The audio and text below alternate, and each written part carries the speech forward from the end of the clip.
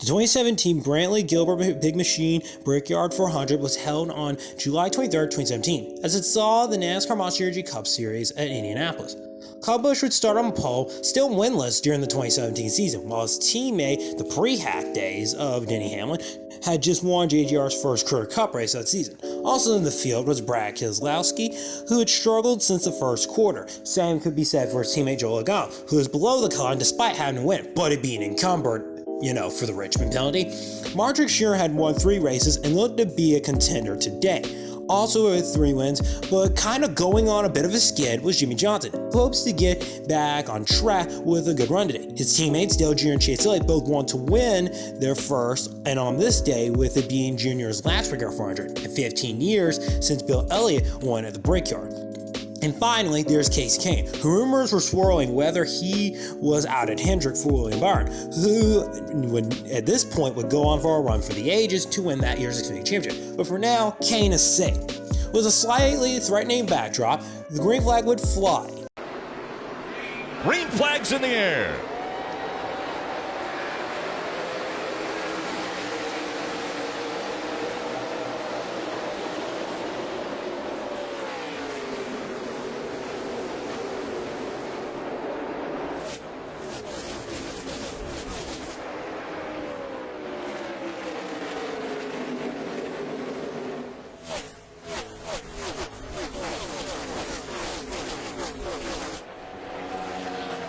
Cars fanning out down the backstretch. The uniqueness about Indianapolis that no other NASCAR track has.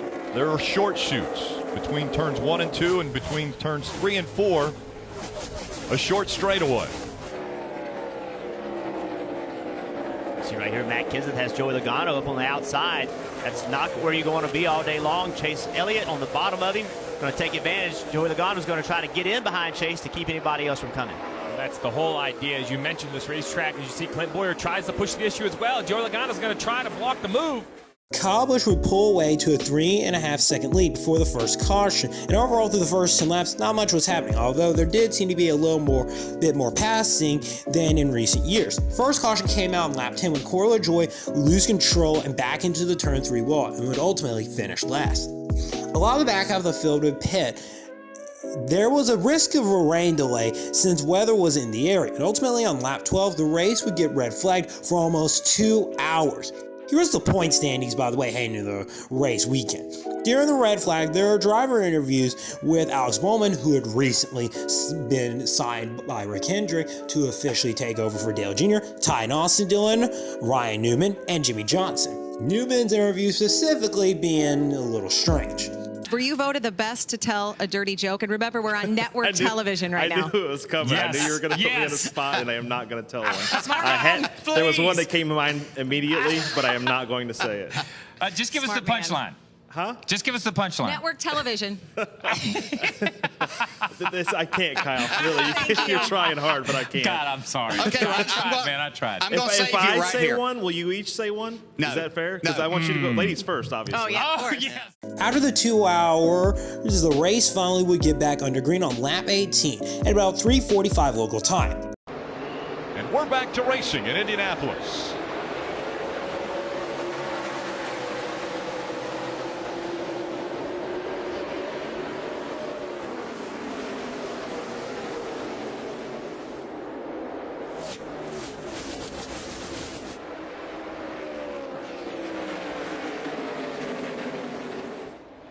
Great restart for Kyle Busch. Truex Jr. Kyle Busch would pull away again, but about 5 laps later, Chase Elliott started having issues that would ultimately become an engine problem. The competition caution would come out on lap 31. Multiple drivers' cars' handling were changing over the course of the run. Kyle Busch would ultimately win the race off pit road, and Elliott's crew goes under the hood. The green flag would fly on lap 35. 16 laps to go until the end of stage 1.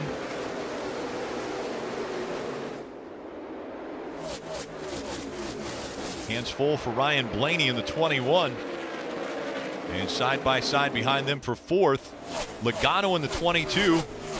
Kyle Busch would pull away early on as it was apparent he had far and away the best car. Hamlin would restart in 37th after receiving damage on pit road. Martin Truex Jr. would actually close up a little on Kyle Busch, who was apparently having a vibration issue. With 6 laps to go in stage 1, Chase Elliott would suffer an engine failure, leaving him 39th. And despite a challenge from Martin Truex Jr., Kyle Busch would hold on to win stage 2. The entire lead lap field hits pit road under the stage caution. Multiple drivers report their cars are getting free. Kyle Busch still holds on to lead off pit road, and the race would restart on lap 56. And back up through the gears they go.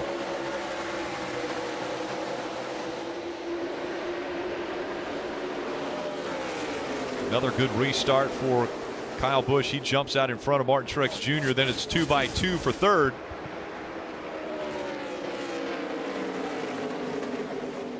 Logano making the outside line work. Can he keep it up and get by the 4 of Kevin Harvick? I think Kevin's got the spot now in turn 3. Joey Logano's going to be best served. Kyle Busch would ultimately stay in the lead while Kevin Harvick jumps to third. However, a lap later, see the speeds as they go through the turn. Saw there Larson 165 as the caution comes out again. It's J.J. Yaley this time, looking as though he has had an issue. Also involved the 33 of Jeffrey Earnhardt. contact between J.J. Yaley and David Ragan caused both to spin and collect Jeffrey Earnhardt, while Ragan would slam the inside wall, leaving Ragan 38. Some of the back half of the field would come in and pit under the caution, trying to make it to the end of stage 2. The next restart would occur on lap 64. Top 3 holding their spots, then the battle for 4th behind them. Harvick on the inside, Kyle Larson on the outside. Harvick's going to take 4th. Larson back to 5th. The field would run until lap 71 as well. Those second half are very important as we see smoke coming out from J.J. Yaley. The right front tire down on this car. Possibly another caution coming out if he can't get off the racetrack. A lot of teams hoping the caution does come out. Some teams are hoping it doesn't. Come down.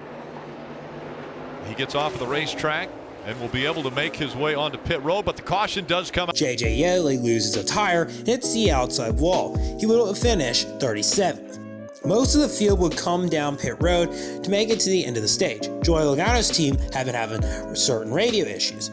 This time, Eric Jones would lead the field back to green on lap 76. Eric Jones on the inside. Ryan Blaney was on the outside. Here comes Brad Keselowski in the 2.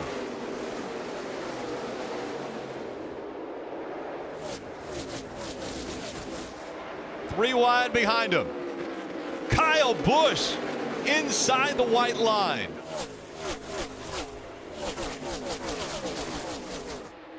A lot of smoke rolling out. Looks like the 88. Smoke coming out the back. We got run into in the back. Well, you see the damage to the nose, a heavy damage to the left front. And caution comes out again. A major checkup in turn 2 would lead to Dale Earnhardt Jr. suffering a broken radiator from running into the back of another car, Trevor Bayne. He would finish 36th. The field would take the green flag to get to halfway. Drafting Eric Jones. We haven't seen a lot of that so far, but Ryan Blaney, that's the most aggressive restart we've seen from the guy that was not leading the race. Eric Jones looked like he got a little loose. Might have had some help from the 2 of Brad Keselowski behind him. Well, we've heard all day Brad has just not liked his race car, just been disappointed, frustrated with the handling. He knows his best chance is to try to get up there, get that cleaner air, because look behind him at that mess. Everyone trying to get that clean air. After getting blocked aggressively, Kyle Larson would move Jimmy Johnson in turn 3. While this was going on, Kyle Busch went into pursuit of Ryan Blaney, and with 14 to go, Busch takes advantage of Ryan Blaney getting loose in turn 2 and would take the lead and stay there for the rest of the stage, albeit Truex Jr. so far has kept him honest throughout this race. The 2 pulled away to finish 1-2 in both stages. Busch had pulled away to a 4-second lead on Truex Jr., and Truex Jr. was about 7 seconds ahead of Ryan Blaney and Eric Jones. This meant Kyle Busch had an 11-second lead ahead of 3rd and 4th. Back on pit road, Blaney gets a wedge adjustment. Truex Jr.'s car gets better of the long run. Martin Truex Jr. actually wins the race off pit road. For the first 100 laps, a couple of strange things have happened, all of them involve Hendrick, but nothing too out of the ordinary, or out of control rather. So where does the craziness start? It starts now. Stage 3, Truex Jr. leads the field back to green. Martin Truex Jr. out in front. 4 different drivers have been out front today. Kyle Busch, Eric Jones, Ryan Blaney, and Martin Truex Jr. As now Matt Kenseth works to the outside of Ryan Blaney.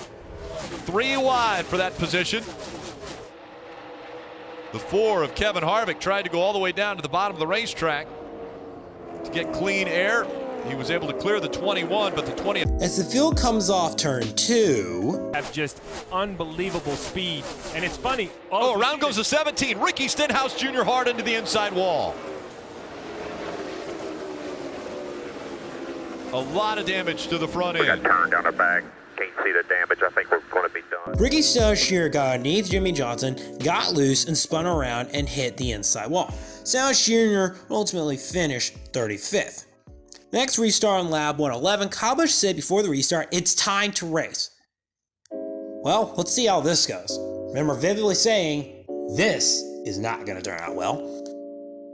Who has the better restart? A drag race into turn 1. Oh, Kyle Busch slides and does the 78. They both go up into the wall through turn 1. Caution comes out. Lock her down. We're done. KO'd. Fighting for the spot. The 18 got loose up high. The 78 was loose down low. 78 slid up and hit the 18. They both go around. Big flames underneath the hood of Martin Truex Jr.'s car. He jumps out of it. Car guys, he's out the car. Martin Truex Jr. would hit the inside curb, get loose into Kyle Busch, taking them both out of the race, as both will finish 33rd and 34th. The top 2 cars all day long are out of the race.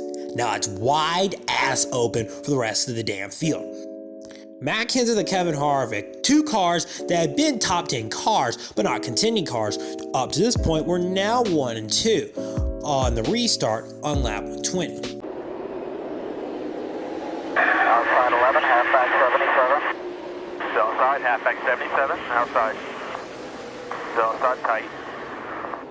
Tight. Still with the 11, 1 back 77. Just the 11 there, clear by 1. Outside, working. 2. 2 back 77, little run. You can tell the intensity is picking up as drivers know they have an equal shot to win as anyone else. On lap 130, the first of the green flag pit stops would occur as Ryan Blaney and Joey Logano would pit, and eventually more cars would join in the coming laps, including the leaders Kenseth and Harvick, handing over lead to Eric Jones until 27 to go, where he in second place, Jamie McMurray, pit, handing the lead to Brad Keselowski, who had not been much of a contender throughout the day. Same goes for Jimmy Johnson and Casey Kane. All were running long, hoping to catch a caution late. If the race ran green, Kenseth would most likely be the leader. As I had mentioned, Trevor Baynier, he's trying to make it on fuel mileage and likely could, but the question was, could Kenseth catch him? Which it looked like for a while it was. The green flag pit cycle stayed open for 20 laps as the top 3 ran as long as they could, but just when Kane hits pit road with 11 laps to go, fuel mileage, but obviously up, we've got a caution. Caution on the racetrack. The 14 of Clint Boyer involved. Hold the brake. Also the 41 of Kurt Busch. Hard damage to the front of that car. If you can. Got one coming outside. And he's up against the wall. It'll be difficult for him to climb out if he can't get that car away from the wall. Clint Boyer would get loose and make contact with Eric Jones and spin and hit the inside wall, collecting Jamie McMurray and receiving a major hit from Kurt Busch, who had zero chance to react. The race would ultimately be red flag to clean up the debris from the major crash. Kurt Busch, Boyer, and Jones would finish 31st, 30th, and 29th. When the red flag was lifted, we have now just 1 hour before sunset. or pretty much before darkness would be announced, as it is just after 7 p.m. local time. This was a break for Brad Keselowski and Jimmie Johnson needed, while for Kane it was an incredibly lucky chance he was on pit road as the caution happened while he was making his pit stop, meaning he didn't need to pit, so he will now restart as leader. Everyone else outside of Kane and Ryan Newman pit. There are a lot of cars, by the way, and some pretty significant damage. Kyle Larson, Dean Hamlin, Curtis Busch, Charles Bay, and J. Murray all have damage. Kane brings the field down for the restart with 7 to go. Can he clear him by turn 1? Brad Keselowski all over the back bumper of Kasey Kahne as they go through 1.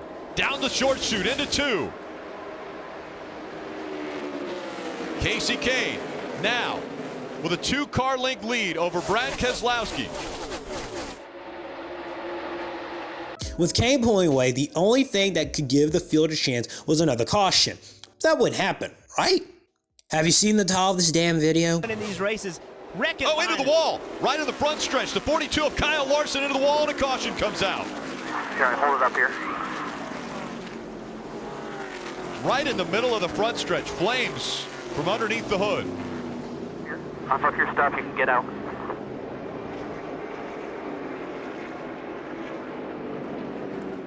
Kyle Larson, while trying to make a pass on Tyler Dillon, came across Ryan Blaney's nose and hit the outside wall hard. He will finish 28. His teammate, Jamie McMurray, will ultimately finish 27 behind. Chip Ganassi's chance and another Brickyard 400 have now gone up in smoke. Now we come to 2 to go, where Kane is still the leader, but now Keselowski's on his outside. Johnson's behind Kane, albeit with a lot of smoke coming out of it. Maybe he's got a tire rub, yes? Nope. Because what happens next is one of the greatest restarts in NASCAR history. A lot of smoke out of Jimmie Johnson's car. 48, smoke rolling out from underneath the car. He's still up to speed. Brad Keselowski with a great restart. He's on the outside of the 5. The 5 wiggles. Up the racetrack he goes, but he stays straight. Side by side again through 2. Keselowski strong. Jimmy said it was blowing up, Rick. Keselowski makes the pass. He's in front of the 5, but not completely cleared him. Here comes the 48 to the inside. The 48 still smoking, 3 wide for the lead as they enter turn 3. Brad Keselowski on the outside. Around goes the 48. The 48 blows up and into the wall it goes. The caution comes out again.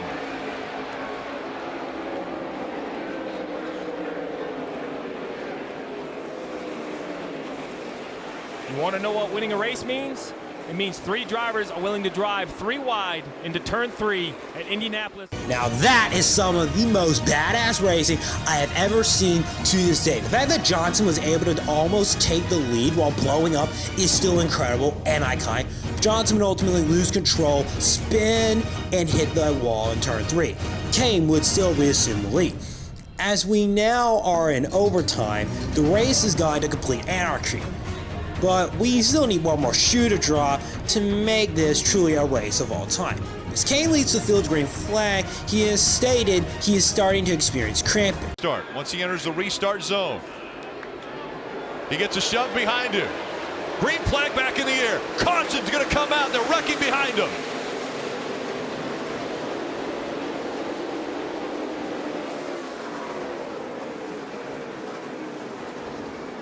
Eric Almirola, Ryan Blaney. Look at all the damage. We have reached our pinnacle of peak racing, boys. Woo! Kane spins the tires on the damn racer while Bay pushes the hell out of Keselowski until he gets hooked into the 11 and slams into McDowell's door before blocking the track, causing the damn big one, collecting Ryan Blaney, Austin Dillon, Eric Almirola, Greg Gaulding, Joey Gase, Landon Castle, and more. Third red flag flies as it's now becoming apparent darkness is going to be an issue, as we may likely have only one overtime attempt. Once the wreckage is cleaned up and the yellow is displayed, we've officially passed 8 o'clock p.m., meaning the race had been going on for 6 hours, aka the 6 hours of Indy. This meant that the next restart, regardless of where we reach the overtime line or not, yes, the overtime line, if Leo reaches that line in the backstretch, the race is over. Fun fact, this would be the last race the overtime line rule was in place to pretty much be, that would be when overtime would be a thing. As Keselowski chooses the outside, which puts Kane on the inside for what looks like, regardless of result, will probably be the final restart. Green flag back in the air. Overtime, sponsored by Credit One Bank, is underway. Great restart for the 5 of Kasey Kahne. Can he hold it on the bottom of the track? Kahne gets by him. Smoke rolling out behind the 11. Kasey Kahne in front of the 2 of Brad Keselowski. They go down the backstretch. Still smoke coming out of the 11. He gets up the racetrack. And the 11 goes around. They wreck behind him. Did they get to the overtime line? They haven't got there yet. Has the caution come out yet? Now the caution comes out. The question will be, did the caution come out after he crossed the overtime line? Kasey Kahne wins his first race in 100+ races, his first race in damn near 3 years, his first with Hack Ryden as crew chief, and arguably the biggest win of his career, but also be the last win of his career. Matt DiBenedetto finished 8th. By the way, Matt DiBenedetto finished in the top 10 and 8th. Cole Wint and Timmy Hill both finished top 15 with 12th and 14th place finish. That truly shows how crazy the damn race was, and on paper, this would look pretty cringe-inducing, as there were only 10 lead changes, and we had 14 cautions for 55 laps, and almost a third of the race was run under caution, and green flag runs fluctuated like stock prices, but when you sit down and watch the race, you witness something wild and absolute insanity, and again, I will say, seeing Jimmie Johnson fighting for the win with a blowing-up race car to the big one, is still incredible. And as a NASCAR fan, this race has probably been my favorite moment of my entire time of being a fan.